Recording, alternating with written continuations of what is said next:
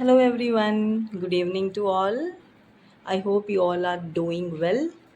So ये है हमारा छोटा सा पेंगुइन स्टैंड है ना, इसमें हम लोग अपना कुछ भी स्टेशनरी या फिर आप लोग अपने किचन में यूज़ कर सकते हैं उसको। तो ये न्यू था, मैंने बोर्ड के साइड में ही लगा दिया इसलिए आप लोगों को दिखाया है।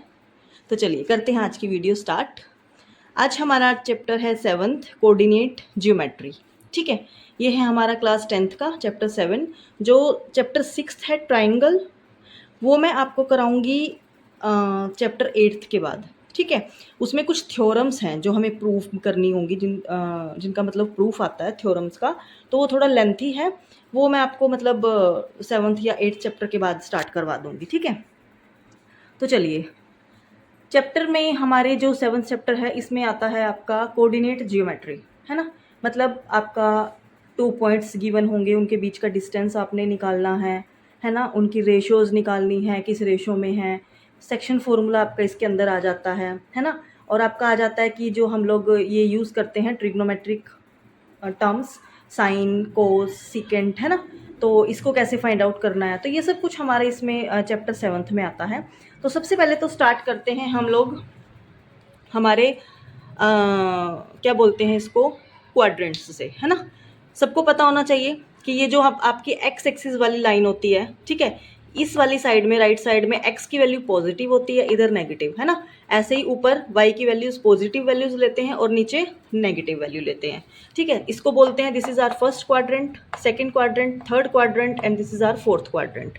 ठीक है, आपने ये पढ़ा होगा, हम लोग जब सॉरी आप लोगों ने मे बी आप लोगों ने ट्रिक सुनी हो कहीं या पढ़ी हो। ठीक है, हम लोग तो इसको ऐसे याद करते थे कि आपके पास ये होता है ना कि फर्स्ट क्वाड्रेंट में कौन सी वैल्यू पॉजिटिव है कौन सी नेगेटिव है, तो बड़ी कन्फ्यूज़न होती है। तो उसके लिए क्या होता है ये formula, all, S for school, T मतलब to, college, all school to college. मतलब क्या हुआ, ऑल, ऑल मतलब फर्स्ट क्वाड्रेंट में आपकी सारी की सारी जो ट्रिग्नोमेट्रिक टर्म्स हैं वो पॉजिटिव वैल्यू होती हैं उनकी। ठीक है, जैसे साइन भी positive, cos, tan, secant, cosecant, cot, ये सब क्या होते हैं, पॉजिटिव होते हैं फर्स्ट क्वाड्रेंट में। सेकेंड क्वाड्रेंट में सिर्फ साइन वाली टर्म्स पॉजिटिव होती हैं, साइन और उसका उल्टा, साइन कोसिकेंट। ठीक है, थर्ड में टी, टी मतलब टेन, तो टेन और उसका अपोजिट कॉट। इसमें फोर्थ में कोसी, सी मतलब कोस, है ना। कोस और उसका ऑपोजिट क्या होता है, सीकेंट, वो पॉजिटिव होता है। ठीक है, और जो आपकी एक्स एक्सिस वाली लाइन होती है, इस पे जो वैल्यूज आती हैं आपकी, जब हम कुछ ड्रॉ करते हैं वो उसको बोलते हैं एब्सीसा। क्या बोलते हैं, एब्सीसा। और जो वाइट कोऑर्डिनेट्स पे वैल्यू होती है उसको बोलते हैं हम ऑर्डिनेट्स। ठीक है, तो ये तो बेसिक था, ये आप सब लोगों को आता है अच्छे से। तो चलिए सबसे पहले चलते हैं, मान लो ये क्वाड्रेंट ही है। ठीक है, इसमें आपको कहीं पे 2 पॉइंट्स गिवन है। मान लो एक पॉइंट यहाँ पे मैंने दे दिया आपको, है ना, मैंने एक पॉइंट आपको यहाँ पे दे दिया और मैंने पूछा कि इन दोनों पॉइंट्स के बीच का डिस्टेंस आप निकालो। ऐसे कोई भी पॉइंट यहाँ होगा, कहीं पे भी 2 पॉइंट्स आपको गिवन होंगे, आपको क्या निकालना है, उनके बीच का डिस्टेंस। तो फर्स्ट फॉर्मूला हमारा यही है, डिस्टेंस फॉर्मूला। तो डिस्टेंस फॉर्मूला में क्या आता है, मान लो ये 2 पॉइंट्स है आपके पास, P एंड Q। ठीक है, first point is P and second one is Q। तो P1 के कुछ ना कुछ आपको क्या गिवन होंगे, आपको वैल्यूज गिवन होंगी, आपको उसके कोऑर्डिनेट्स गिवन होंगे, x1 और y1 की वैल्यू गिवन होंगी। ऐसे ही आपको Q पॉइंट है, उसकी वैल्यू आपको गिवन होगी। ठीक है, तो डिस्टेंस फॉर्मूला क्या मतलब कि क्या फॉर्मूला होता है डिस्टेंस फॉर्मूला, वो होता है आपका x2 minus x1 whole square plus y2 minus y1 whole square. मतलब x वाली टर्म में से x वाली टर्म ही माइनस करनी है, x2 minus x1 whole square plus y2 minus y1 whole square और पूरे का होल क्यूब। ठीक है, स्क्वायर रूट सॉरी। ठीक है, तो ये आपका डिस्टेंस फॉर्मूला। ठीक है, तो चलिए नेक्स्ट आता है आपका सेक्शन फॉर्मूला। सेक्शन फॉर्मूला में कैसे ही होगा, ऐसे ही हमारे पास 2 पॉइंट्स गिवन होंगे। ठीक है, उनके मिड में कोई एक ऐसा पॉइंट आ जाएगा कि वो पॉइंट इसको और इसको किसी ना किसी रेशो में डिवाइड कर देगा। जैसे यहाँ पे मैंने ये रेशो है M1 रेशो, ये M2 रेशो, यानी कि जो ये पॉइंट यहाँ पे आके बैठा है ना, तो उसने इस पॉइंट से यहाँ तक कितने रेशो में डिवाइड किया, M1 में। M1 की आपकी कोई भी वैल्यू हो सकती है, मे बी 4 मे बी 5, कुछ भी वैल्यू हो सकती है आपकी। और जो यहाँ से लेके यहाँ तक की रेशो है ये इतनी, वो कितनी आपकी M2। और ये जो पॉइंट है इसकी भी तो वैल्यू होगी कुछ ना कुछ, है ना। उसके कोऑर्डिनेट क्या होंगे आपके पास, x और y मैंने ले लिए, ये x1 y1, ये x2 y2। ठीक है, तो चलिए, और P और Q आपके 2 पॉइंट्स हैं। तो अब आपको इस क्वेश्चन से सिर्फ एक इस कॉन्सेप्ट से आपके कितने सारे क्वेश्चन बनेंगे। देखो फर्स्ट टाइप आपकी क्या बनेगी, आपको ये पॉइंट गिवन होगा, ठीक है, आपको ये पॉइंट गिवन होगा, ये पॉइंट गिवन होगा, बोलेंगे कि रेशो निकालो, या एक रेशो गिवन होगी, दूसरी रेशो निकालो, या फिर क्या होगा, आपको रेशोज गिवन होंगी, ये दोनों पॉइंट्स गिवन होंगे, बोलेंगे कि इसके पॉइंट्स के कोऑर्डिनेट्स निकालो, ठीक है। ये वाली रेशो मिसिंग होगी, ये गिवन होगी, बाकी सब गिवन होगा, रेशो टू मतलब कि जो इस पॉइंट है उससे सेकंड पॉइंट से कितनी रेशो में होगा। यानी कि सिर्फ इसी एक कॉन्सेप्ट से आपके मैनी टाइप्स ऑफ क्वेश्चन बन जाते हैं, ठीक है। तो चलिए सबसे पहले हम आपको मान लो ये रेशो आपको गिवन है, आपको पॉइंट्स के कोऑर्डिनेट्स गिवन है, आपको निकालना क्या है, एक्स और वाई की वैल्यू, ठीक है। तो एक्स का फॉर्मूला क्या होगा, एक्स की वैल्यू निकालनी है तो एक्स की ही टर्म में हमने वैल्यूज़ लेनी है, वाई का हमने कोई भी पॉइंट कंसीडर नहीं करना है इसमें। तो एक्स की वैल्यू निकालेंगे, कैसे निकालेंगे एक्स की वैल्यू, m1 ऐसे क्रॉस मल्टीप्लाई करेंगे, एक्स की वैल्यू निकाल रहे हैं तो एक्स से ही मल्टीप्लाई होगा, तो कैसे होगा, m1 x2 plus m2 x1, क्योंकि x के ही कोऑर्डिनेट्स लेने हैं, y को हम लोग कंसीडर ही नहीं कर रहे हैं, ठीक है। तो x की वैल्यू निकालेंगे, ऐसे क्रॉस मल्टीप्लाई कर दो, तो m1 किससे मल्टीप्लाई होगा, x2 से, प्लस m2 किससे मल्टीप्लाई होगा, x1 से, और डिवाइड में क्या आएगा, m1 प्लस m2, जो आपको रेशो गिवन होगी उसको प्लस करके नीचे लिखना है, ठीक है। सेम अगर आपने y के कोऑर्डिनेट निकालने हैं तो कैसे आएंगे, m1 y2 plus m2 y1, divide में दोनों में सेम आएगा m1 प्लस m2, ठीक है। तो ये आपकी x और y की वैल्यू आ जाएगी। अब चलो यही लेके चलो, आपको ना x पॉइंट भी गिवन होगा, y भी गिवन होगा, ठीक है। आपको ये दोनों पॉइंट्स गिवन होंगे, x1 y1 x2 y2, ठीक है। m1 मिसिंग कर देंगे वो, तो m2 आप ऑब्वियस सी बात है निकाल सकते हो, या m2 मिसिंग होगा, m1 निकाल सकते हो, है ना। मान लो अगर आपके पास 5 टर्म्स हैं, 5 में से आपके पास 4 मिसिंग है, तो ऑब्वियस सी बात है फॉर्मूला यूज़ करके आप 5th टर्म निकाल सकते हो, है ना। ऐसे ही इसमें सब कुछ गिवन होगा, सिर्फ एक टर्म वो कुछ भी मिसिंग कर देंगे उसमें और बोलेंगे कि इसको फाइंड आउट करो, तो आप इस फॉर्मूले से निकाल सकते हो, ठीक है। चलिए फिर हम बात करते हैं ट्रिग्नोमेट्रिक, जो हमारे पास टर्म्स होती हैं, साइन, कोस, टेन, कोसिकेंट, सीकेंट, कोट, है ना। तो इसकी वैल्यूज़ अगर आपने निकालनी है by using right angle triangle, तो वो कैसे निकालते हैं, ये आपकी राइट एंगल ट्राइंगल होती है ना, जिसमें आपका एंगल ए है वो क्या है, 90 डिग्री, ये भी आपका कोई भी एक्यूट एंगल होता है, ठीक है। तो क्या होता है, जिस एंगल के सामने वाली जो साइड होती है वो क्या होती है आपकी परपेंडिकुलर, ठीक है, और जिसके साथ वो एंगल बनाता है वो क्या होता है आपका बेस, और सबसे लंबी जो साइड होती है वो होती है आपकी हाइपोटेन्यूस, ठीक है। तो ये हो गया आपका परपेंडिकुलर को मैंने डिनोट किया है पी से, बेस को पी से, और हाइपोटेन्यूस को एच से। तो चलिए अब इनकी वैल्यूज़ देखते हैं कैसे। तो देखो भाई, हिंदी मीडियम और इंग्लिश मीडियम दोनों में मैंने लिखा हुआ है, क्योंकि हिंदी मीडियम में हम लोग जो परपेंडिकुलर है उसको बोलते हैं लंब, बेस को हम बोलते हैं आधार, और हाइपोटेन्यूस को बोलते हैं हम कर्ण, विकर्ण, है ना।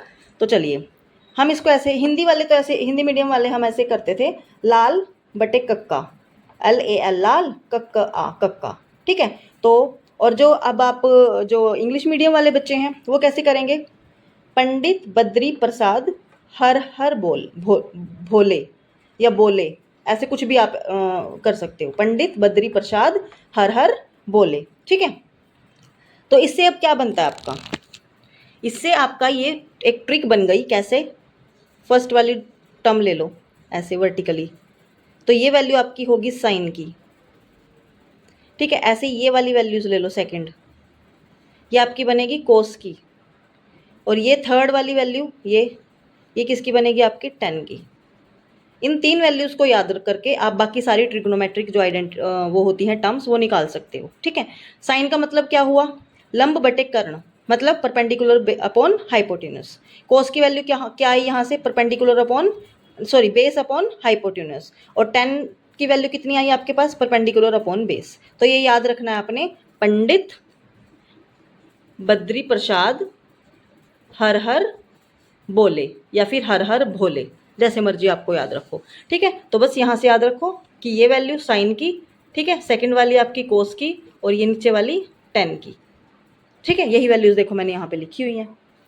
साइन की वैल्यू मैंने क्या लिखी हुई है, लंब बटे कर्ण, यानी परपेंडिकुलर अपॉन हाइपोटेन्यूस। कोस की वैल्यू वही सेम, 10 की वैल्यू वही सेम। अब आपको पता है कि साइन का अगर मैं ऑपोजिट कर दूं, यानी कि साइन को अगर मैं 1 अपॉन साइन लिख दूं तो क्या बन जाता है, वो कोसिकेंट बन जाता है। यानी कि अगर मैं साइन को उल्टा कर दूं तो क्या बन जाएगा, कोसिकेंट, है ना। तो वही मैंने किया, देखो साइन की वैल्यू क्या होती है, P/H, इसको उल्टा कर दो H/P, तो क्या बन जाएगा, कोसिकेंट बन जाएगा। ठीक है।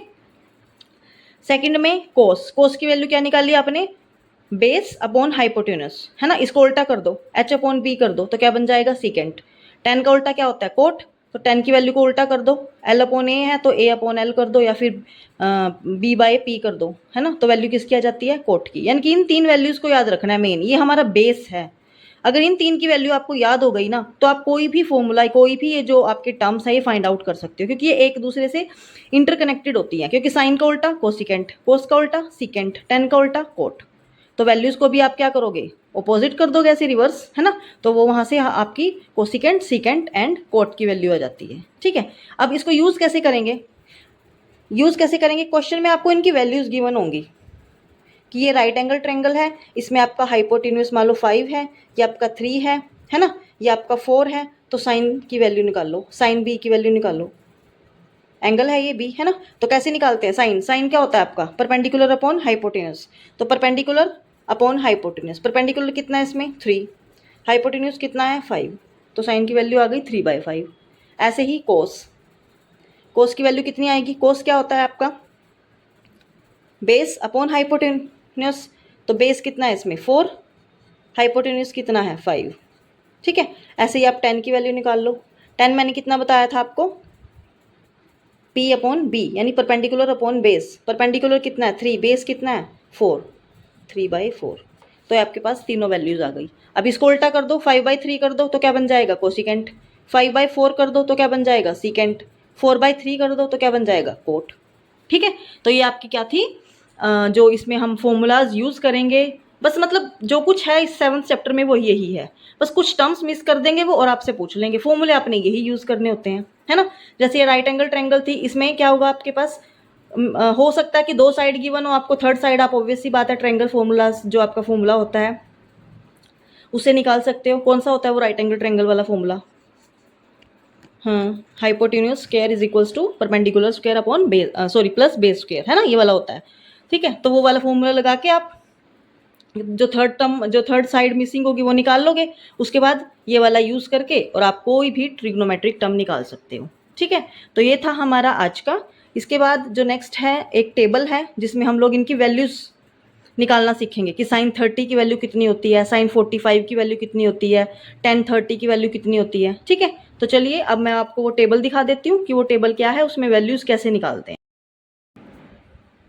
हाँ जी, तो ये ना जो मैंने बीच में आपको ट्रिग्नोमेट्रिक रेशियोज बताई है ना, वो चैप्टर 8th की भी आ गई हैं, चैप्टर 8th हमारा इसी पे बेस्ड है। ठीक है, तो चैप्टर 7th और 8th दोनों ही कंबाइन ये वीडियो बन जाएगी आपकी। ठीक है, क्योंकि छोटे छोटे कॉन्सेप्ट हैं, ज़्यादा मतलब कोई टफ क्वेश्चन इसमें से नहीं बनते, है ना, सिर्फ इन्हीं बेस पे आपके क्वेश्चंस बनते हैं।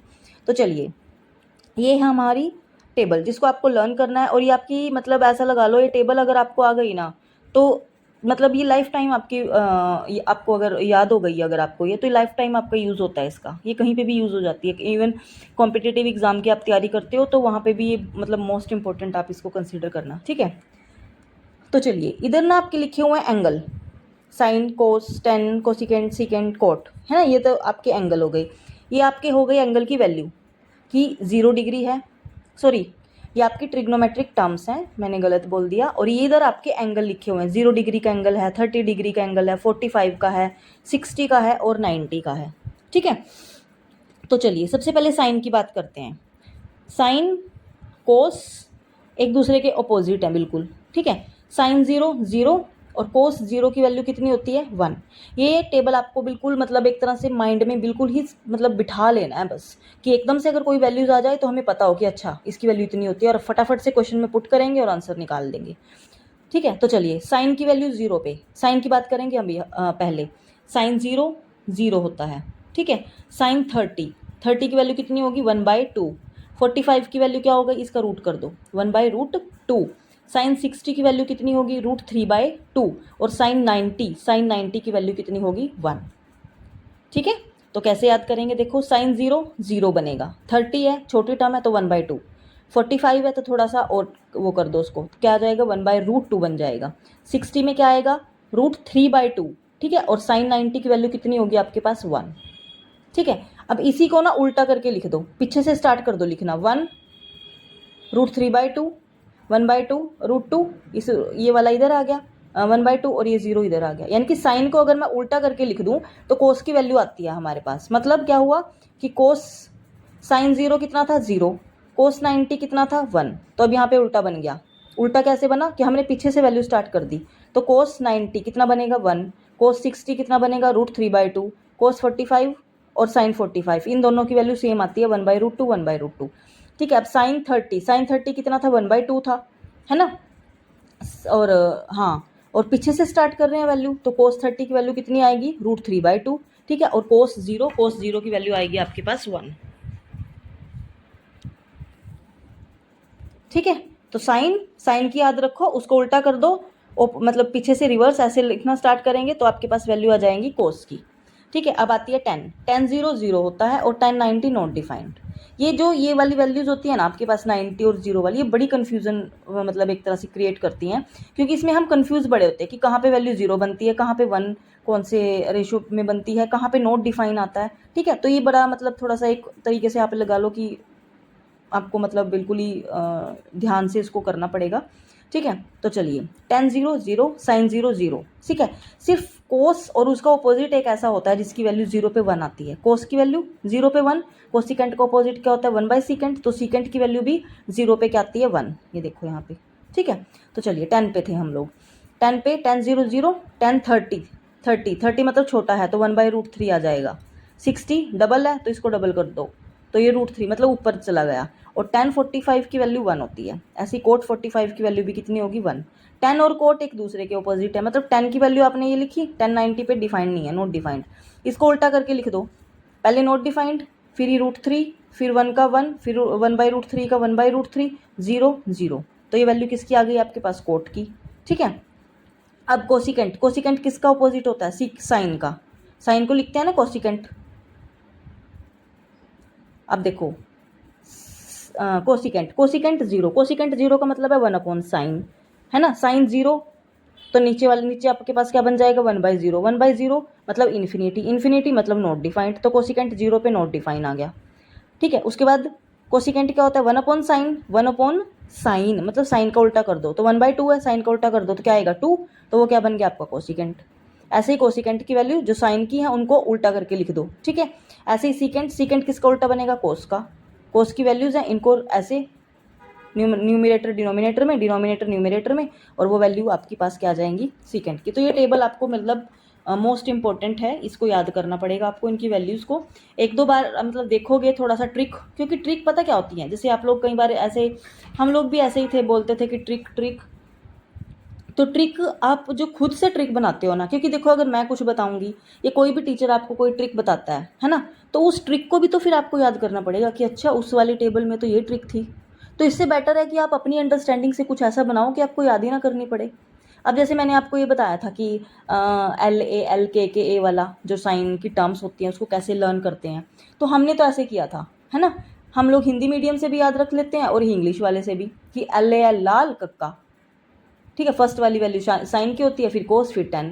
और जो मतलब आगे फिर इंग्लिश वाले होते हैं, थोड़े से इंग्लिश मीडियम वाले, वो ऐसे रखते हैं पंडित बद्री प्रसाद हर हर बोले, है ना। तो वहाँ से भी यानी कि ट्रिक्स ना अगर आप खुद बनाओ ना तो वो ज़्यादा मतलब बेटर होती हैं। ठीक है। बजाय किसी और की, क्योंकि किसी और की ट्रिक के लिए भी तो आपको फिर उसको याद रखना पड़ेगा और वो कभी याद नहीं होती ट्रिक्स। तो जो आप अपने हिसाब से अपने माइंड मैप से बनाते हो ना, वो आपकी मतलब लाइफ टाइम आपको याद भी रहती हैं कि अच्छा हमने ये करी थी। अब इसमें ना थोड़ी सी ये आपके हमारे पास आती हैं ट्रिग्नोमेट्रिक आइडेंटिटीज़।